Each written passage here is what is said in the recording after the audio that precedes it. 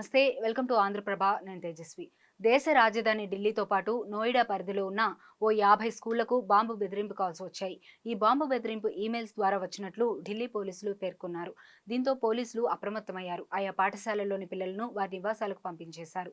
ద్వారకా, వసంత్ కుంజ్లోని ఢిల్లీ పబ్లిక్ స్కూళ్లకు, ఈస్ట్ మయూర్ విహార్లోని మదర్ మేరీ స్కూల్కు, పుష్పా విహార్లోని సంస్కృతి స్కూల్, అమితి స్కూల్కు, సౌత్ వెస్ట్ ఢిల్లీలోని డిఏవి స్కూల్తో పాటు పలు పాఠశాలలకు బాంబు బెదిరింపు మెయిల్స్ వచ్చినట్లు పోలీసులు నిర్ధారించారు.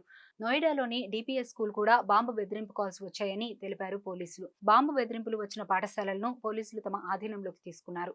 ఆ స్కూళ్లలోని పిల్లలను సురక్షితంగా వారి ఇండ్లకు పంపించేశారు. పాఠశాలలను పోలీసులు క్షుణ్ణంగా తనిఖీ చేస్తున్నారు. ద్వారకాలోని డిపిఎస్ కు ఇవాళ ఉదయం 6 గంటలకు బాంబు బెదిరింపు మెయిల్ వచ్చినట్లు పేర్కొన్నారు.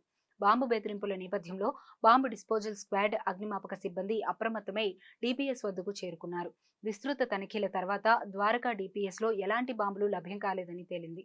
మదర్ మేరీ స్కూల్, సంస్కృతి స్కూల్, అమితి స్కూల్, డిపిఎస్ నోయిడాల్లోనూ పోలీసులు క్షుణ్ణంగా తనిఖీలు నిర్వహించారు.